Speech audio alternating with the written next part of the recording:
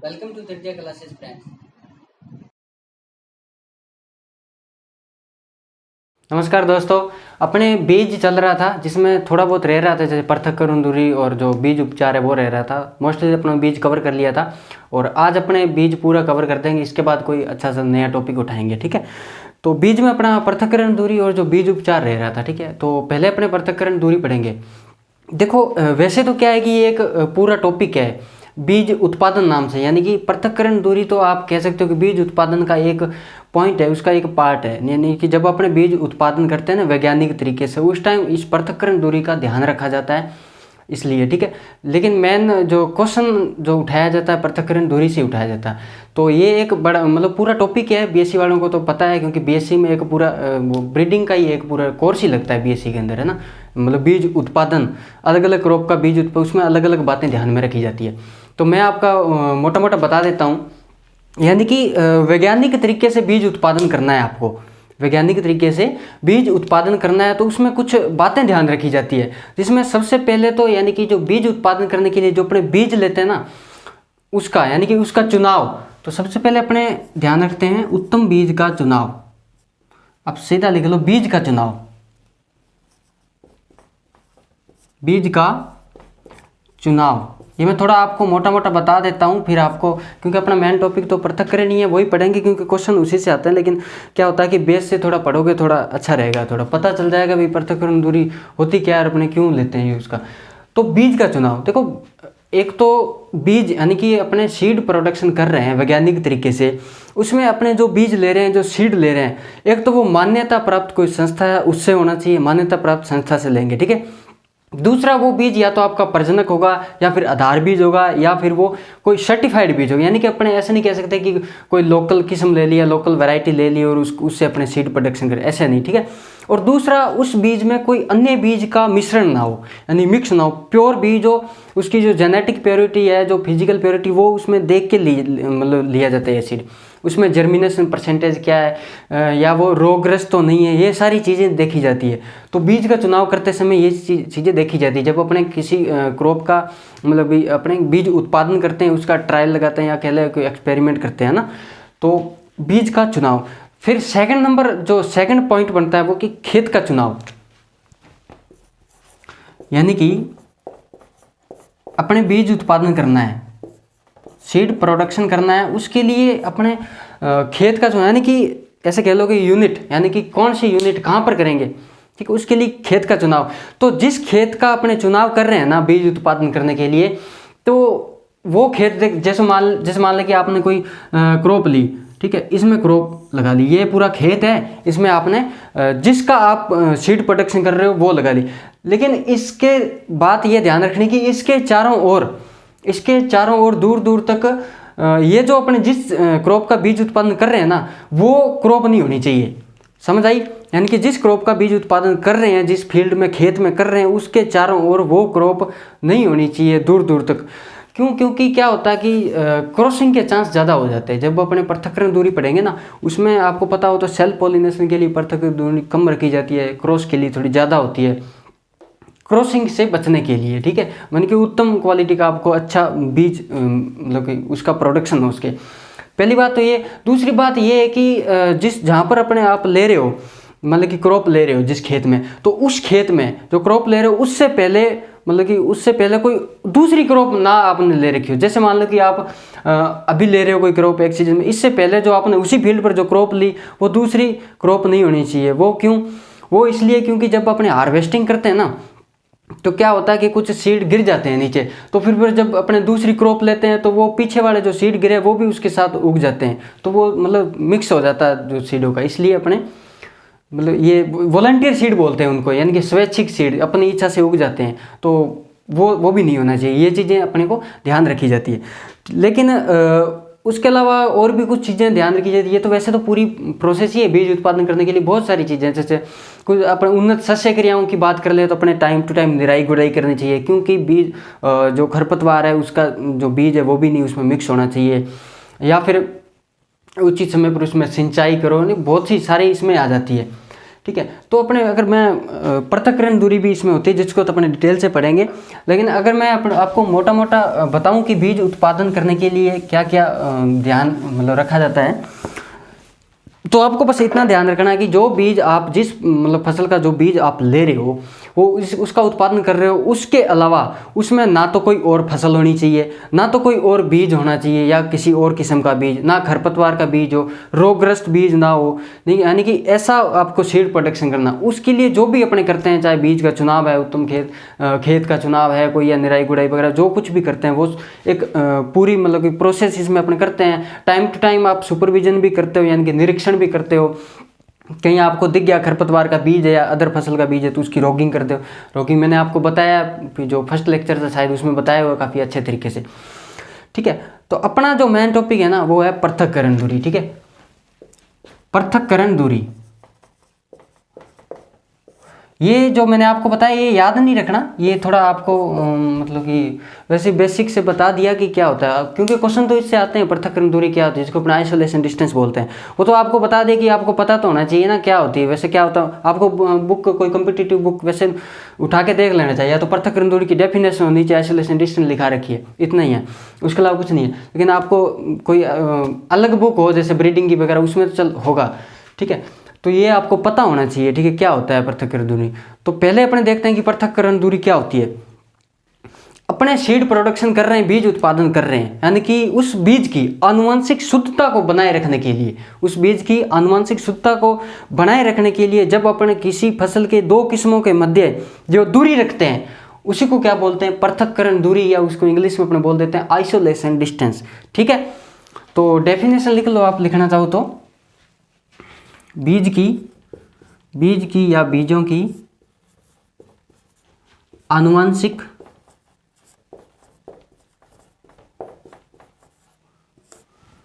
शुद्धता, आनुवंशिक शुद्धता बनाए रखने के लिए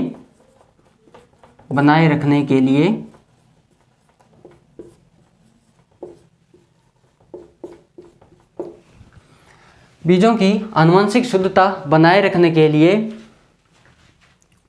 फसल की किन्हीं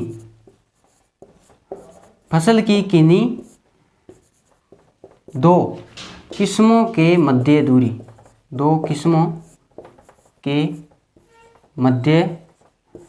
की दूरी, ठीक है। बीजों की आनुवंशिक शुद्धता बनाए रखने के लिए फसल की किन्हीं दो किस्मों के मध्य जो दूरी रखी जाती है उसी को क्या कहते हैं अपने, पृथक्करण दूरी या आइसोलेशन दूरी, ठीक है।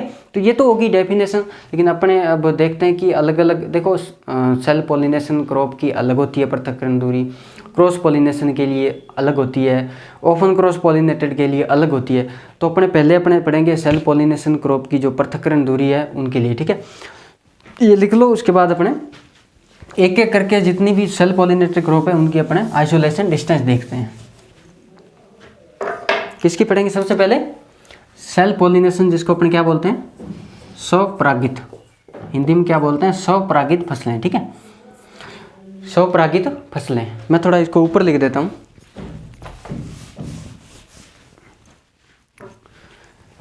इधर आप लिखोगे फसल,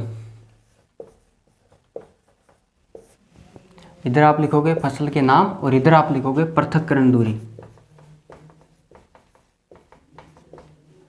पृथक्करण दूरी, ठीक है। और ये किसकी है, स्वपरागित या सेल्फ पॉलिनेटेड, स्वपरागित,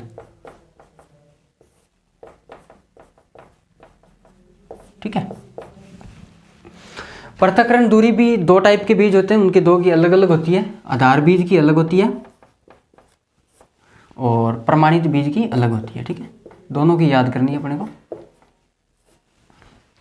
और ये पृथक्करण दूरी मीटर में होती है, आपको ये भी याद रखना है, इसमें होती है मीटर में, ठीक है। एक एक करके अपने देखते हैं। पहले लिखो आप गेहूं, धान, जौ, जई, जिनकी सेम है वो मैं आपको साथ में लिखा रहा हूं, ठीक है। सोयाबीन और मूंगफली।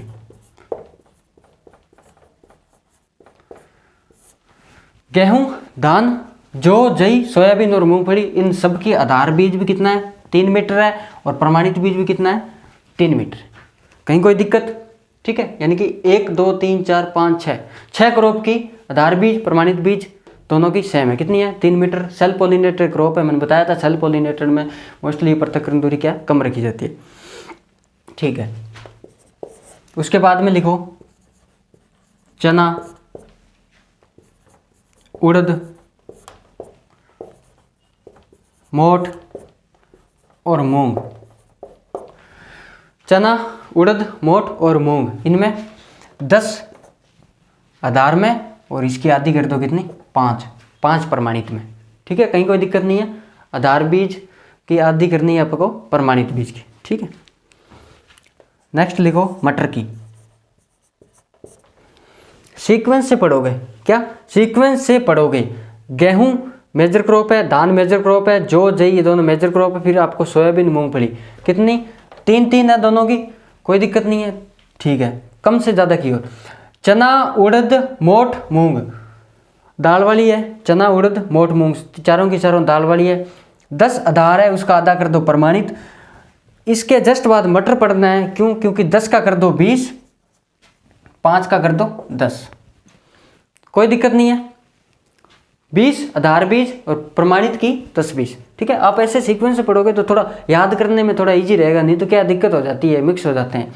तो आप ऐसे सीक्वेंस से पढ़ोगे। पहले गेहूं, धान, जौ, जई, सोयाबीन, मूंगफली 6 की 6 रटी हुई होनी चाहिए आपको। 3 दोनों में। चना, उड़द, मोठ, मूंग, चना, उड़द, मोठ, मूंग 10 आधा कर दो 5, और इसके साथ इसके जस्ट बाद मटर 10 की 20 कर दो, 5 की 10 हो गई याद, कोई दिक्कत नहीं है। ठीक है, फिर आप लिखो सरसों की। देखो सरसों ना 2 टाइप की होती है, एक होती है सेल्फ कंपेटिबल, एक होती है सेल्फ इनकम्पेटिबल। ठीक है, तो ये जो सेल्फ जो कंपेटिबल होती है वो इसमें आती है, किसमें? स्वपरागित फसल में। जो सेल्फ इनकम्पेटिबल होती है वो क्रॉस में आती है, पर परागित मतलब फसलों में। तो सेल्फ कंपेटिबल को बोलते हैं अपने हिंदी में स्वसंगत। स्वसंगत है ना। इसकी कितनी होगी फिर? इसकी लिखो 200 और 50। इसमें थोड़ा ध्यान रखना, मोस्टली क्या होता है पृथक्करण दूरी जो होती है सेल्फ पॉलिनेशन में कम होती है और क्रॉस में ज़्यादा होती है, लेकिन इसका थोड़ा उल्टा है। सरसों में जो होता है इसकी मतलब इस स्वसंगत या सेल्फ कंपेटिबल की 200 तो होती है आधार और 50 होती है प्रमाणित, और क्रॉस में थोड़ा उल्टा है, थोड़ा इसमें कम होगा, वो आप क्रॉस पढ़ेंगे तब इसमें देख लेंगे। ठीक है, तो ये स्वपरागित फसल की होगी। ठीक है, गेहूं, धान, जौ, जई, सोयाबीन, मूंगफली की 3। ठीक है, चना, उड़द, मोठ, मूंग। चना, उड़द, मोठ, मूंग 10 का आधा 5, साथ में पढ़ना है इसके जस्ट बाद मटर को 10 का 20 कर दो, 5 का 10 कर दो, कोई दिक्कत नहीं है। सरसों की पढ़नी है स्वसंगत सेल्फ कंपेटिबल आती है स्वपरागित में 250, ये सब मीटर में पृथक्करण दूरी, ये सेल्फ पॉलिनेशन की है। ठीक है, इसको लिख लो आराम से आप, फिर मैं आपको क्रॉस पॉलिनेशन की बताता हूँ। ठीक है, इसको मिटा रहा हूँ मैं, स्क्रीनशॉट ले लेना आप, नहीं तो आप लिख लेना वीडियो को पॉज करके आराम से।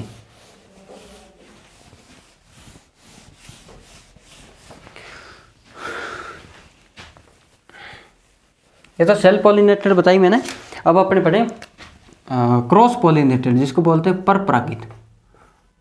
परपरागित हिंदी में बोलते हैं इसको परपरागित, है ना। ठीक है, तो इसमें सबसे पहली आती है अपना किसकी? मक्का की। मक्का भी 2 टाइप का होता है, एक होता है संकुल और एक है संकर। ठीक है, संकुल मक्का की जो आधार बीज होती है वो कितनी होती है? 400, और प्रमाणित आधी कर दो इसको 200। संकर की कितनी होती है? 600 और आधी कर दो 300। संकुल की कम होती है 400 को आधा कर दिया 200, यानी कि ये मोस्टली आधी होती है प्रमाणित आधार बीज से, आधी कर दी। ठीक है, और संकर हाइब्रिड होता है, संकुल कंपोजिट होता है, तो संकर की थोड़ी ज़्यादा रखेंगे क्योंकि ये हाइब्रिड होता है। तो क्या कर दो 200 जोड़ दो, 400 में 200, यहाँ 400 कम किए थे, यहाँ 200 जोड़ दो 600 और 600 का आधा कर दो 300, हो गई याद, कोई दिक्कत नहीं है। ठीक है, 400 का आधा 200, 400 200 जोड़े 600, 600 का आधा 300। संकुल का कम रखेंगे, शंकर की ज़्यादा रखेंगे, कोई दिक्कत नहीं है। ठीक है, घबराने वाली बात, ऐसे याद करोगे तो याद हो जाएगा। ठीक है, आराम से। और 2 नंबर आप लिखो बाजरा की। बाजरा की आधार बीज की होती है 1000 और प्रमाणित की होती है 200। ठीक है, बाजरा की आधार बीज की कितनी होती है 1000 मीटर और प्रमाणित बीज की 200 मीटर होती है। ठीक है, इसके बाद आप लिखो सरसों की। और ये जो सरसों है ये सेल्फ इनकम्पेटिबल है, उसमें पढ़ा था सेल्फ पॉलिनेटेड में सेल्फ कंपेटिबल स्वसंगत, और ये है स्व असंगत यानी सेल्फ इनकम्पेटिबल। तो इसमें कितनी रखेंगे, इसमें थोड़ी कम रखेंगे 100 और 50, इसमें थोड़ा उल्टा है, मैंने पहले बता दिया आपको। ठीक है, उसका 250 था, इसमें 150 है। ठीक है, इसके बाद में आप लिखो सूरजमुखी,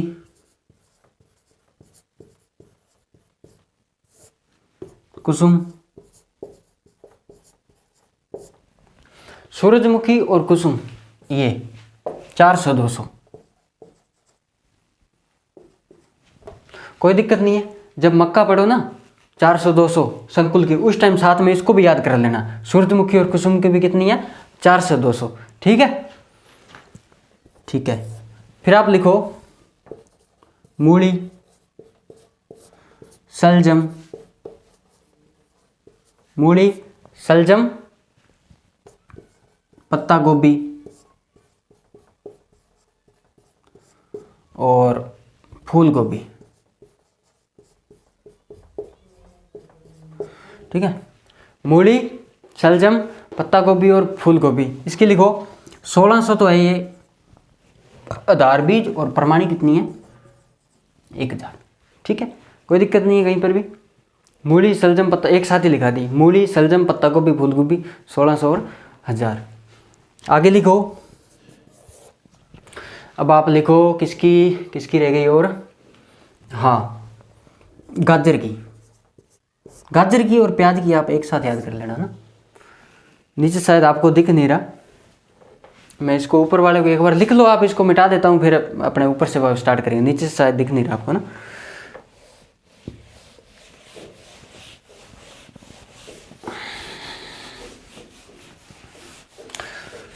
सीधा ही क्वेश्चन आता है कि इस क्रॉप के आइसोलेशन डिस्टेंस बताओ। ठीक है, प्रमाणित और आधार दोनों की पूछ ली जाती है, तो आपको ये याद होने चाहिए सभी के सभी। हाँ, किसकी लिख रहे थे अपने, गाजर की। गाजर की और प्याज की, इनकी साथ में याद करनी है आपको, वो मैं बता रहा हूँ आपको क्यों करनी है।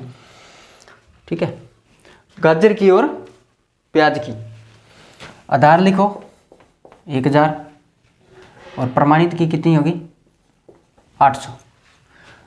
आधार की 1000, प्रमाणित की 800 और प्याज की क्या करना है, ये तो रहेगी 1000 ही, और इसका थोड़ा आधा कर देना 400। दोनों को साथ याद करोगे, गाजर प्याज 1000 800 1000, इसका आधा कर दो 400, कोई दिक्कत नहीं है। ठीक है, फिर लिखो आप किसकी, अरंडी की। किसकी, अरंडी की, इसकी लिखो आप 300 तो इसकी है आधार, और प्रमाणित इसकी है 100 मीटर। ठीक है, तो ये अपनों ने क्रॉस पॉलिनेटेड क्रॉप की जो थी मतलब कि आइसोलेशन डिस्टेंस, वो अपनों ने पढ़ ली। अब अपने जो बची है कौन सी, जिसको अपने बोलते हैं ऑफन क्रॉस पॉलिनेटेड।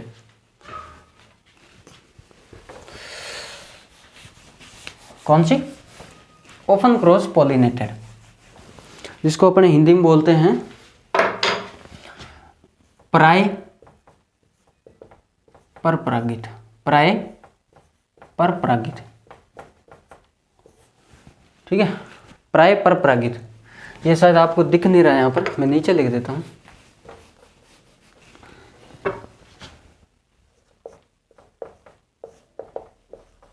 पराय परपरागित। ठीक है, तो इसमें कुछ क्रॉप है, जिससे आपकी एक तो ले लो आपकी ज्वार है, इसमें भी आपको मक्का की तरह संकुल की और संकर की याद करनी है। संकुल की और संकर की। तो संकुल की कितनी होगी?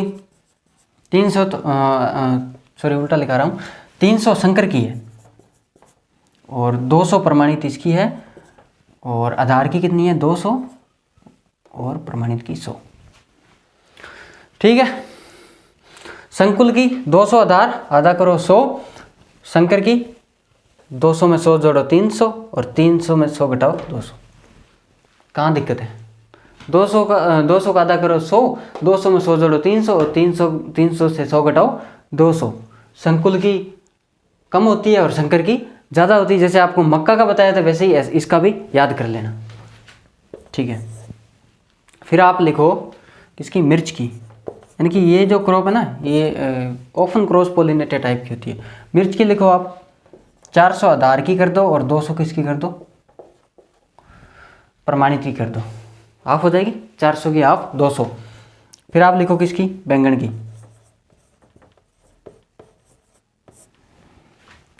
मिर्च और बैंगन दोनों को एक साथ पढ़ना है। क्यों? वो मैं बता रहा हूँ, क्योंकि मिर्च की 400 है तो बैंगन की कितनी करोगे? आधी कर दो, 200। मिर्च की प्रमाणित बीज की 200 है तो बैंगन की कितनी करोगे? फिर 200 कर दो, आधी कर दो।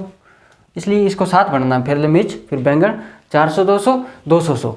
ठीक है, और एक अपनी क्रॉप है कौन सी? कपास। हाँ, कपास। इसकी है 50 तो है इसकी आधार बीज और 30 है इसकी प्रमाणित बीज। ठीक है, और एक अपनी लास्ट और है, इसमें प्राय परपरागित में अरहर। कौन सी है? अरहर। तो इसकी आप याद कर लो कितनी? 250 तो इसकी आधार बीज है और प्रमाणित बीज की है 100। ठीक है, तो ये तो मतलब कि अलग अलग क्रॉप की बताई मैंने आपको।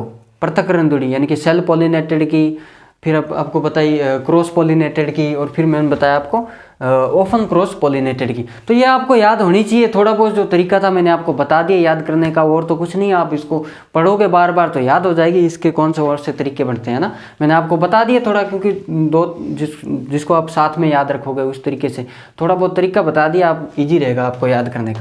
बाकी आपको इसको याद करना ही पड़ेगा। एक बार पढ़ो, 2 बार पढ़ो, 3 बार पढ़ो। ठीक है, तो ये पृथक्करण दूरी और पृथक्करण दूरी हो गई। ठीक है, इसके बाद अपने आज बीज का पूरा कंप्लीट ही करेंगे। तो सीड जो ट्रीटमेंट है वो आज ही करा देता हूँ मैं आपको। सीड ट्रीटमेंट, बीज उपचार, क्योंकि इसके बाद फिर आपका बीज का टॉपिक मतलब ख़त्म हो जाएगा। फिर अपने दूसरा कोई स्टार्ट करेंगे। ठीक है, क्योंकि बहुत दिन हो गए बीज के टॉपिक को। बीज उपचार, पहले तो इसका कर्म लिखो। बीज उपचार करने का कर्म, बीज उपचार करने का कर्म है FIR। क्या? FIR। गुरुजी ओके है। देखो FIR, F का मतलब हुआ फंजीसाइड। F का मतलब हुआ फंजीसाइड, और इसको हिंदी में कहते हैं अपने फफूंद नाशक। फंजाई जिसको बोलते हैं कवक हिंदी में, उनसे जितनी भी जो बीमारियां होती हैं ना, फंजाई से या कवक जिसको कहते हैं अपने, उसके लिए अपने फंजीसाइड यूज करते हैं। सबसे पहले ये कर्म याद करना है आपको। ठीक है, बीज आपसे पूछ ले कि बीज उपचार या बीज उपचार करने का कौन सा सही कर्म है? FIR, F फंजीसाइड फफूंद नाशक या जो मतलब कवक को कंट्रोल करता है। फिर I से मतलब हुआ इंसेक्टिसाइड। इंसेक्टिसाइड इसको हिंदी में कहेंगे अपने कीटनाशक। क्या कहेंगे? कीटनाशक। इंसेक्ट को कंट्रोल करते हैं। ठीक है, इंसेक्टिसाइड का क्या काम होता है? इंसेक्ट को कंट्रोल करना। और ये आपका हो गया कल्चर।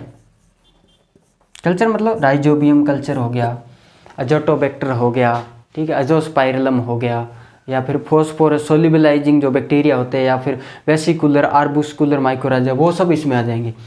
तो ये तो कर्म था। अपने इसको अपने एक एक करके पढ़ते हैं।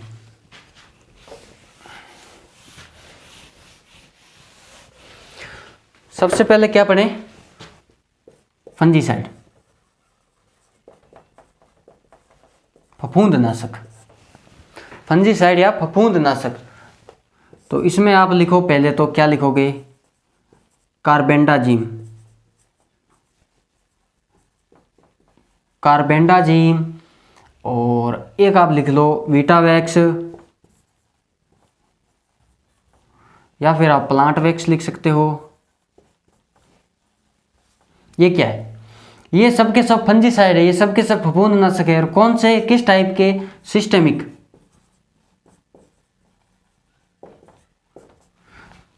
Carbendazim, Vitavax, plant wax systemic fungicide है सब के सब, ठीक है। इसके बाद लिखो आप थायरम, और ये कॉन्टैक्ट है, ये कॉन्टैक्ट फंजीसाइड है, ठीक है। तो गुरुजी डोज बताओ इनकी, डोज देखो कितना डालेंगे ये, बीज सीड उपचार करेंगे ना, बीज उपचार करने के लिए कितना, मतलब कि तो आप 2 से 3 ग्राम 1 kg सीड के अंदर लोगे। 1 kg सीड के अंदर, पर kg सीड के अंदर 2 से 3 ग्राम ये आपको फंजीसाइड लोगे और उससे सीड ट्रीटमेंट करोगे।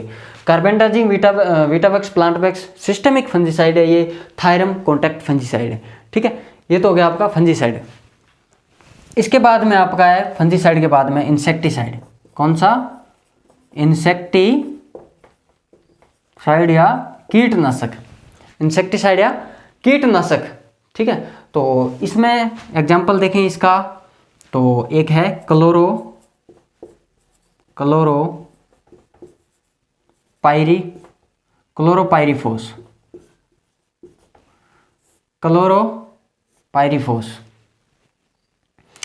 ये दीमक कंट्रोल के काम आता है।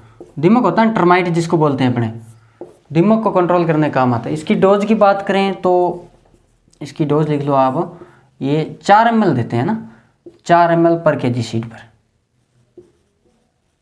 इसकी डोज 4 ml पर kg सीड क्लोरोपाइरीफोस। एग्जाम्पल दिखा रहा है थोड़ा, क्लोरोपाइरी, दीमक कंट्रोल, और भी बहुत है इंसेक्टिसाइड, लेकिन सीड ट्रीटमेंट करने के लिए, ठीक है। और फिर लास्ट अपना है कल्चर, ये मिटा रहा हूँ मैं इनको।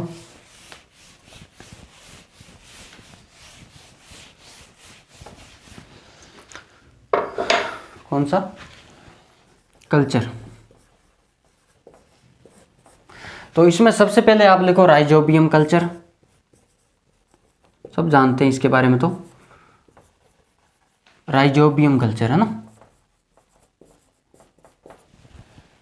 क्या काम होता है इसका, क्या करता है ये राइजोबियम।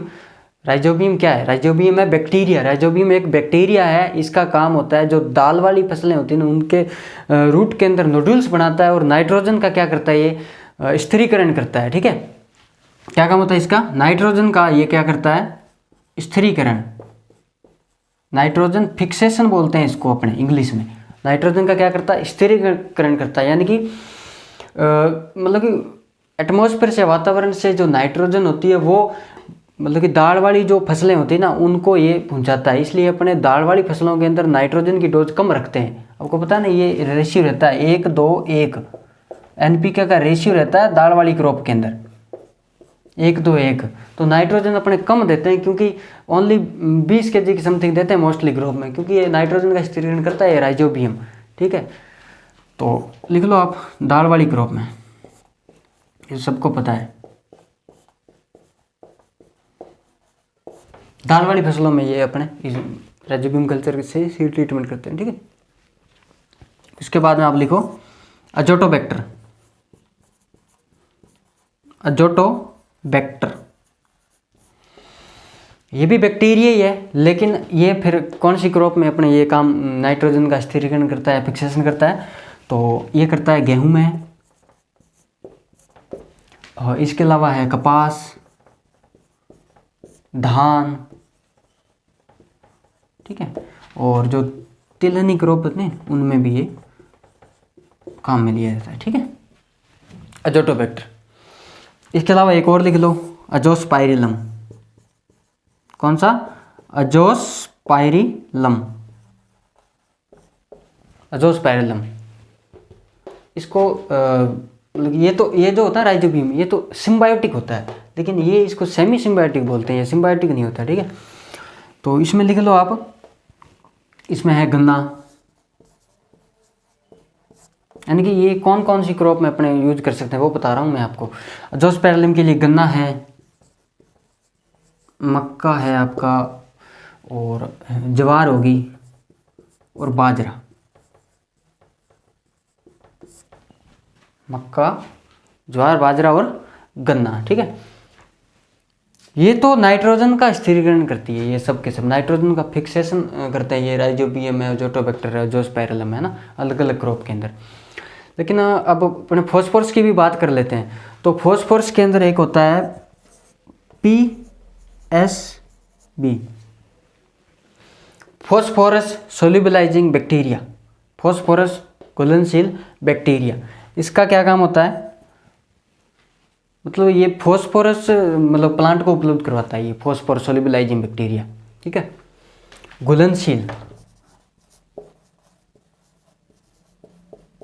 ठीक है, ये घुलनशील होता है, ठीक है। एक और लिख लो, VAM, वेसिकुलर आर्बुस्कुलर माइकोराइजा। ये क्या करता है, ये इसका काम होता है गमन व अवशोषण के अंदर, गमन व अवशोषण, ठीक है। लिख लेना आराम से, वीडियो को ना समझाया तो एक बार और देख लेना, लेकिन अब मुझे लगता नहीं कि आपको समझ नहीं आया, क्योंकि काफ़ी अच्छे से बता दिया मैंने। वैसे तो आपको याद करना ही पड़ेगा, ठीक है। पृथक्करण दूरी होगी, सीड ट्रीटमेंट होगी। अब अपना जो बीज का है वो खत्म हो गया, बीज का पूरा जो टॉपिक है वो हो गया खत्म। अब अपने कोई नया टॉपिक नेक्स्ट वीडियो स्टार्ट करें, ठीक है।